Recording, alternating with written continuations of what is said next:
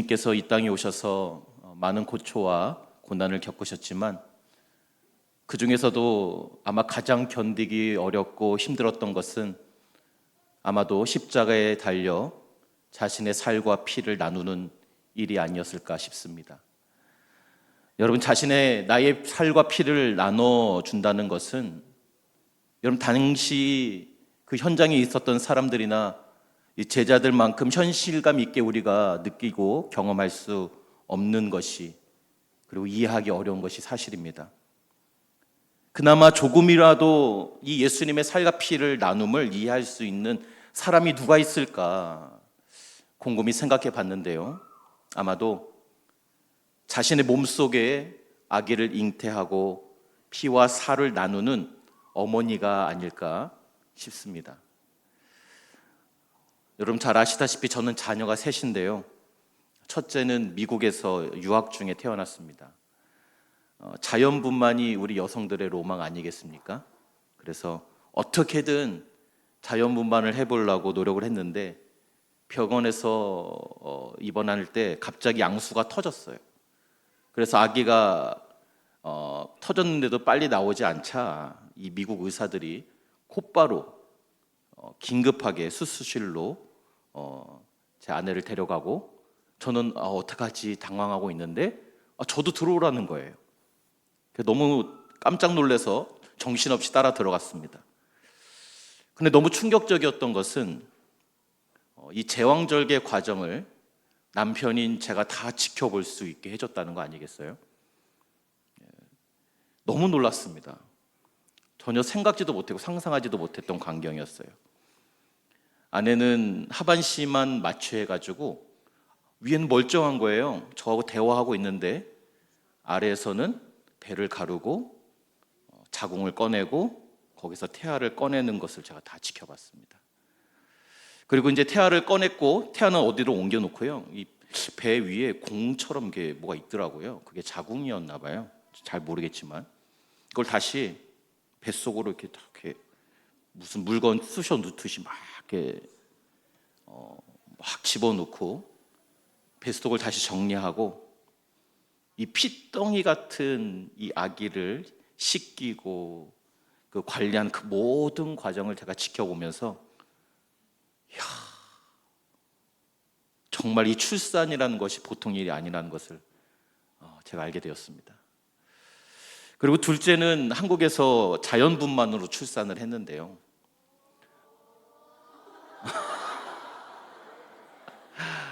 네, 첫째가 수술로 태어났기 때문에 둘째가 이제 자연분만 때 혹시 이 자궁이 파열될 수도 있기 때문에 이걸 느껴야 된다라고 하면서 무통주사를 안 놔주는 거예요. 그래서 저는 그때 산부인과에서 수술했는데 자연분만을 했는데 다들 그 분만실로 들어갔는데 너무 조용한 거예요. 그래서 방음이 굉장히 잘 되어 있나 보다 했어요. 근데 그게 아니었더라고요. 제 아내가 들어갔는데 병원이 떠나갈 듯하게 소리를 질렀습니다. 그래서 나중에 알고 보니, 그때는 몰랐는데 이 둘째도 빨리 나오질 않았어요. 그래서 의사가 제 아내 배 위로 올라가서 마치 말을 올라타듯이 올라가서 배를 누르는 그런 모습으로 출산을 했다고 하더라고요.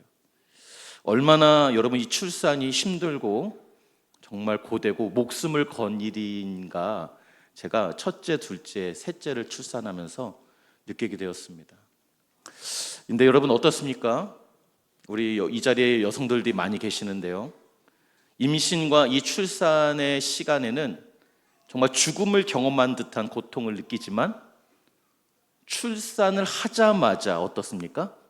정말 신기한 것은 언제 그랬냐는 듯이, 언제 아팠냐는 듯이 방긋 웃으면서 가장 환한 얼굴로 사랑스러운 눈빛으로 아기를 바라보는 위대한 어머니의 모습을 본 기억이 아직도 제 머릿속에 생생합니다.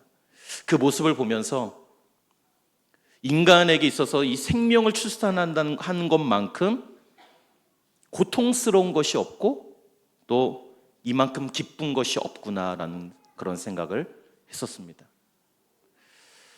우리 하나님께서는 인류가 어머니의 살과 피를 악에 나눠줌으로 새 생명이 태어나게 하시고 그 대를 이으며 살아갈 수 있도록 하셨습니다.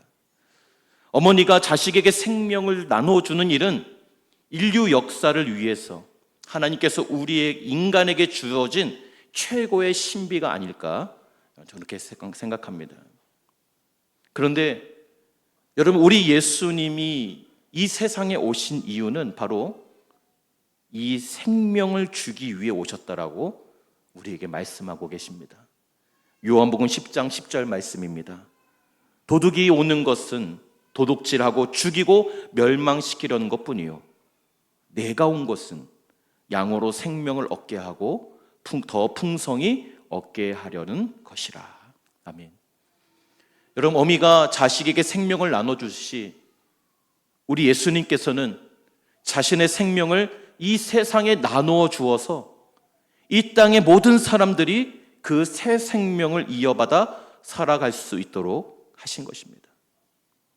여러분, 그런데 이 놀라운 신비가 발생하기 위해서는 값을 치러야 한다는 거예요. 산모가 새 생명을 얻기 위해 이토록 극심한 산통과 고통을 겪듯이 이 땅의 생명을 나눠주기 위해서는, 새로운 생명이 태어나기 위해서는 진통과 고통의 과정을 거쳐야만 했다라는 것입니다. 우리 주님은 죄인된 우리에게 새 생명을 주시기 위해 얼마나 많이 고뇌하셨고 그리고 진통하셨고 아파하셨는지 모릅니다.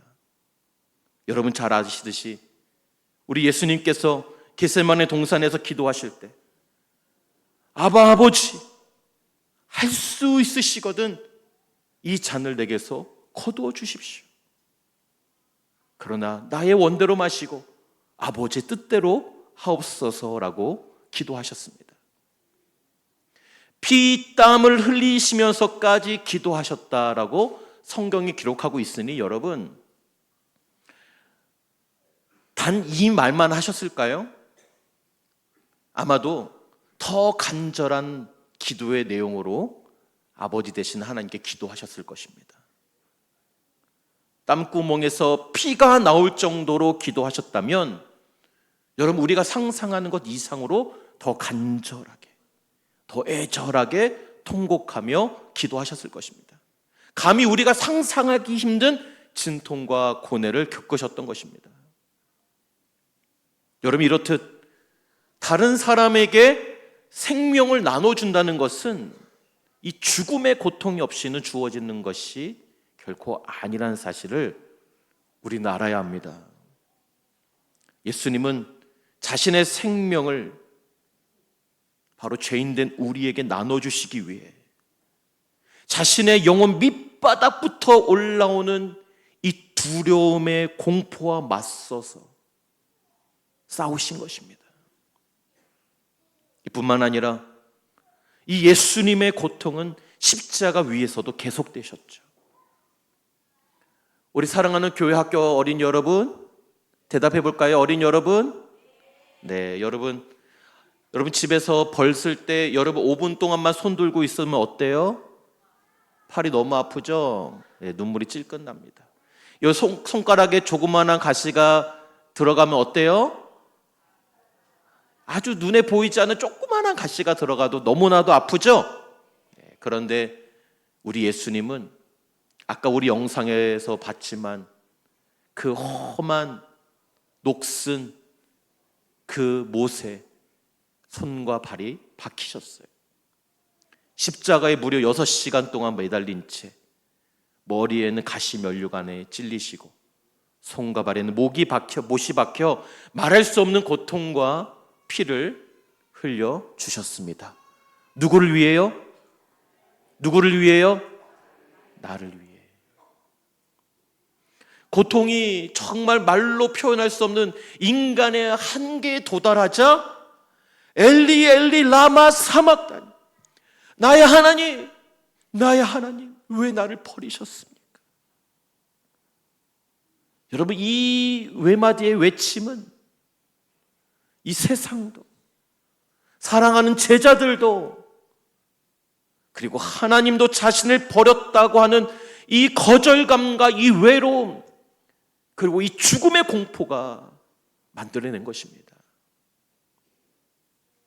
이 모습을 지켜보던 사람들도, 그의 제자들까지도 이제 다 끝났다, 망했다, 소망이 없다라고 생각하며 좌절하고 절망했었습니다.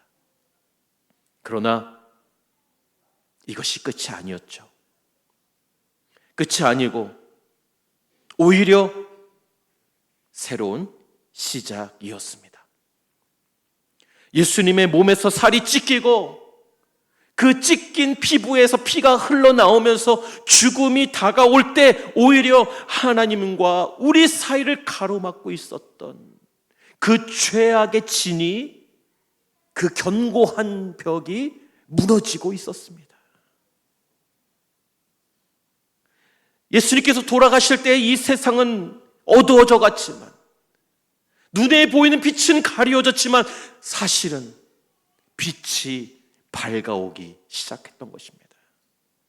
닫혀 있었던 구원의 문이 열리기 시작한 순간이 바로 십자가 사건이었습니다. 패배했던 것처럼 보였지만 사실은 사단의 머리가 짓밟히는 승리의 순간이었습니다. 완벽한 반전이 일어났던 것입니다. 이렇듯 예수님은 자신의 생명을 나를 위해, 우리 인류에 나누어 주기 위해 십자가 위에서 자신의 살과 피를 나누어 주었습니다. 반주해 주시겠습니까? 이제 우리는 곧 성찬 예식을 하게 될 텐데요, 예수님의 살과 피를 나누는 이 성찬식은 어떤 의미가 있을까요? 첫 번째는 예수님의 희생을 기억하기 위해 하는 것입니다. 고린도전서 11장 24절 말씀 같이 읽겠습니다. 시작. 이것은 너희를 위하여 내 몸이니 이것을 행하여 나를 기념하라. 아멘. 즉 예수께서 십자가에서 몸을 찢기고 피를 흘리신 것을 시간이 지나도, 세월이 흘러도 잊혀지지 않기 하기 위해 하는 예식이라는 것입니다.